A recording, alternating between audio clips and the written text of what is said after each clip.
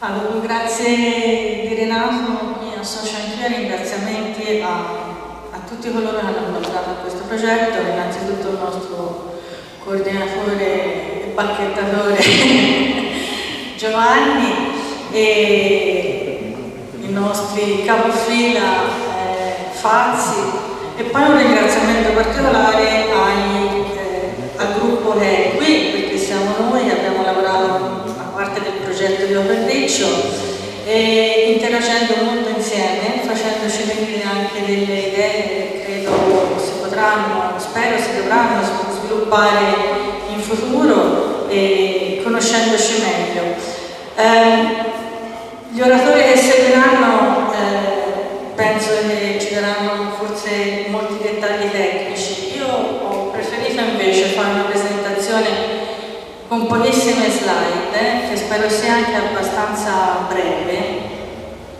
inquadrando il lavoro che noi abbiamo fatto, che è un po' come anche il gruppo del CNR, del FIMET, poi ha riservato molte sorprese. Abbiamo scoperto molte più cose di quelle che inizialmente avevamo indicato nel progetto, e anche a noi ci si è aperto un mondo di potenzialità e di possibilità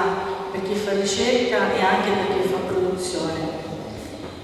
Intanto, anche se non era esattamente, diciamo, nei nostri progetti iniziali, la parte nostra di Open Riccio della 16.2 del progetto Matasto Plus è sicuramente un progetto di bioeconomia del riccio, della castagna. La bioeconomia include tutte le attività economiche che derivano da prodotti e processi bio-based, quindi che si basano su qualcosa di biologico, che hanno il potenziale di contribuire a soluzioni sostenibili per le sfide globali del pianeta su cibo, salute, energia e ambiente. Ci sono 4 tipologie di azioni che rientrano nella bioeconomia e che bene o male nel nostro progetto sono state tutte soddisfatte. Intanto si tratta di lavorare con delle biomasse e relativi processi di trattamento fisico, chimico, biotecnologico anche in forma combinata. Il processo di biotrasformazione consente di dare alla materia prima un valore aggiunto al prodotto trasformato, e poi ci sono altre attività bio-based a monte, a valle di questa biotrasformazione, che riguardano essenzialmente i fornitori delle attività di biotrasformazione e anche gli utilizzatori di queste attività. Nel nostro caso la biomassa, quindi la bioeconomia è biomassa che viene biotrasformata. La biomassa nel nostro caso è stata costituita, almeno inizialmente, dai ricci che Renato ci ha fornito, quindi dai ricci di roccone. Quindi il riccio è una biomassa, uno scarto, un valore di base pressoché nullo, disponibile naturalmente. Quello che noi abbiamo fatto è mettere a punto un sistema di estrazione di sostanze bioattive dai ricci che Renato ci ha fornito, e abbiamo messo a punto, dicevo, un sistema una serie di protocolli di estrazione che poi Roggi ha utilizzato insieme a Next Technologies per la progettazione di un sistema automatizzato di estrazione, e l'estratto fatto da Roggi è stato poi validato nella sua composizione dai nostri laboratori, e poi successivamente Qualiterbe ha utilizzato queste sostanze bioattive essenzialmente polifenoli per includerli all'interno di un prodotto biocosmetico innovativo. Quindi quello che noi in sinergia, lavorando insieme, abbiamo fatto è in realtà la creazione di un vero e proprio processo produttivo integrato di filiera, un PIF praticamente,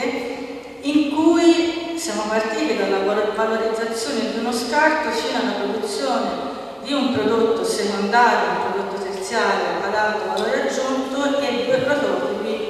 commerciali. Quindi credo che rispetto a quello che la Regione Toscana voleva finanziare, il nostro progetto pilota ha risposto a tutte le aspettative.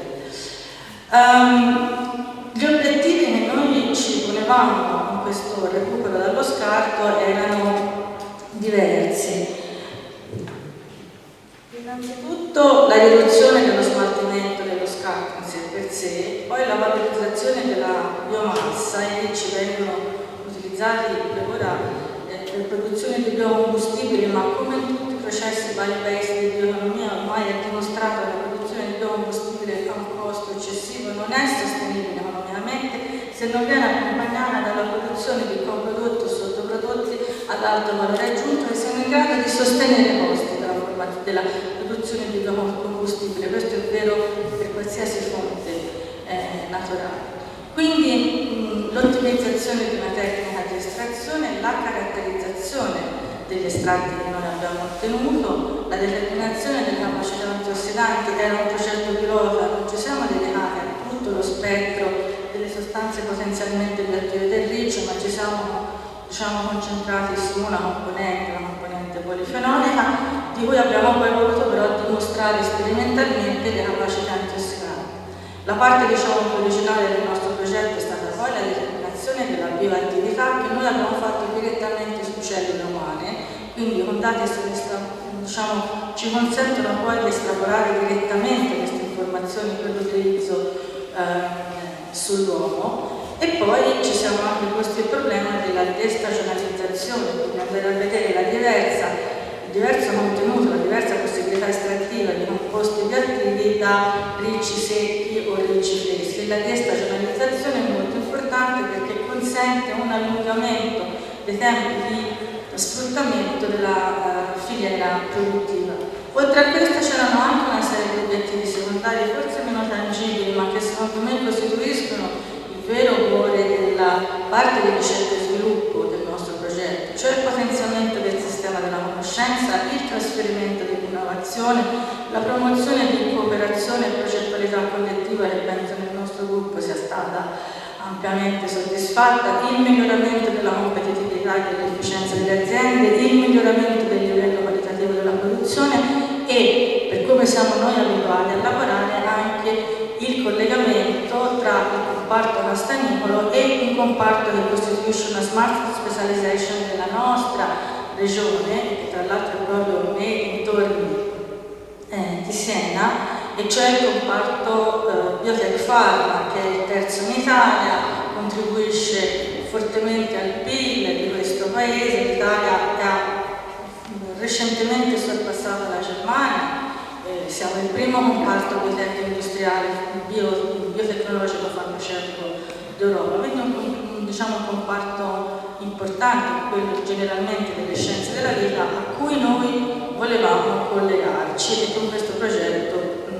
ci siamo riusciti. I risultati vi verranno poi casomai dettagliati successivamente, ma i risultati primari sono stati il protocollo ottimizzato per l'estrazione dei polifenoli dal riccio,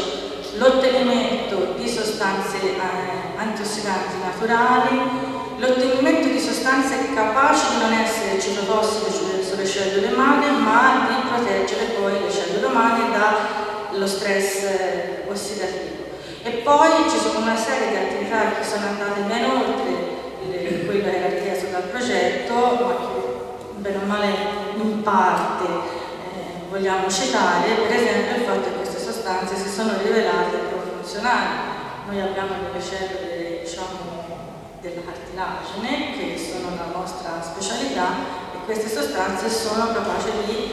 indurre la produzione di collagene, quindi andando al di là del potenziale utilizzo di queste sostanze bioattive nel campo biocosmetico, ma andando anche verso il campo nutraceutico e biomedico in generale. E i risultati secondari sono per esempio la delucidazione del meccanismo d'azione delle biomolecole del riccio. Questo è molto importante per chi fa